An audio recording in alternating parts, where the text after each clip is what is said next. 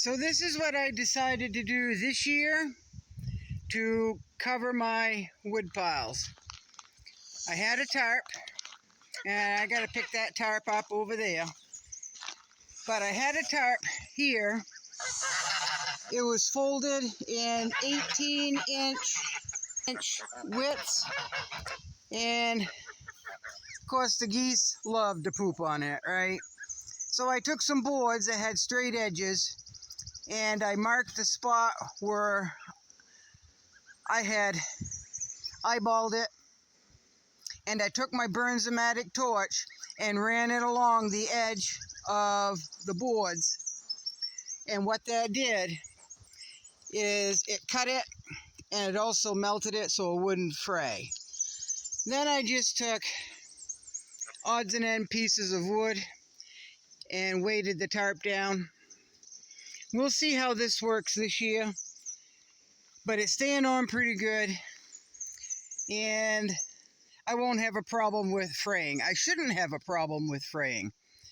Now, could the strips have been a little bit wider? Obviously, since I had probably 2.5 feet left over. They could have been a couple inches wider on either side, but I'll know that another year, right? But these should hold up. These really should hold up. Maybe next year too, maybe. But we'll see. This is what I'm trying. The Bernzomatic torch made real quick work of that tarp. And of course I needed a straight edge, so I used old boards. So as you can see how long I delayed in doing this project, right? I've got to pick this tarp off. I'm going to wait. I'm going to flatten it out and let the rain wash off the poop, right? Let it dry, fold it up. I do have a fray mark there. So I'm always using bits and pieces of tarp. So I might take the Bernzomatic torch and just cut on either side of that hole. And then I've got a little bit longer piece, probably, I don't know, 10, 12 feet. And then over here, I've probably got an 8-footer. So I think that'll work. I do. Like I said, it cuts really, really quickly. And I do want to remind you that the Bernzomatic torch cuts or burns a swath probably 1.5 inches wide. So make sure if you try this, you take that into consideration. But that shouldn't fray, folks. It really shouldn't fray. That cut it pretty good. But I think another year, what I will do, or when I can no longer use these, I'll cut them 2 inches wider.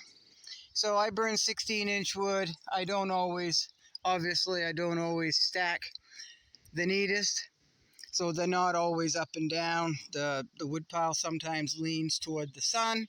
Any of you who have piled wood, you realize that probably quite a long time ago.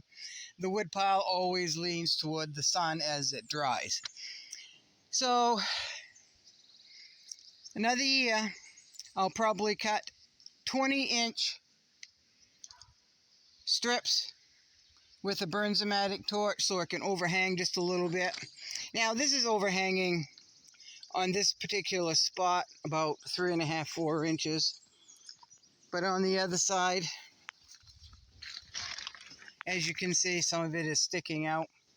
So I think another 2 inches wider on the other side. I'll cut them 20 inches next time. See, that one over there, I smartened up.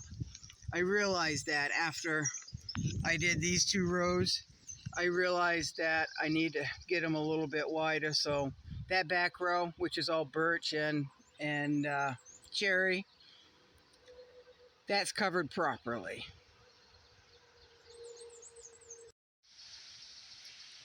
So I'm getting little projects done here and there. This is the small woodshed, and I usually have 5-gallon buckets lined underneath the eaves, but I had that half cut off pipe that I've always been meaning to use as a gutter. So I finally hung that redneck style and just waiting for the rain. This right here used to be, well, I'll show you what color it used to be. See that green in there? These are brand new pipes that were never used. They were cut lengthwise and have never used them. So they're clean. So I didn't want that green sticking out like a sore thumb. And I do have some black spray paint somewhere. I've got 2 or 3 brand new cans. I couldn't find them, folks. So I think they might be down underneath. So I had this flag blue color that was handy. And I just said, you know what, I'm just going to spray paint it blue and go from there. So typical to a gutter, it's a little bit higher up on this end. So when the rain comes down, the gravity, water will flow always downhill. And I've got it coming over here and going into this rain barrel here. Now, the other rain barrel is for the bird water, which is under the big woodshed eaves. And this one is under the small woodshed eaves. This one here is going to be for bathing water, for shower water. So, and again, I've got it up on some cinder blocks. So I've got the overflow spout coming away from the woodshed. It does go downhill. I thought about putting this here. It would just go down on that overflow tarp because the tarp is too big for the woodshed. But I didn't want that, so I just put it over here so it'll flow down and away from the woodshed so the water doesn't go, if it does overflow, the water doesn't go into the woodshed. There is a storm just to the north of us. We're expected to get a shower, I don't know, late this afternoon, I guess. It's been pretty windy and cloudy, like it's gonna rain at any moment. It's quite cool. But so far, all we've gotten is just a few sprinkles and that's it.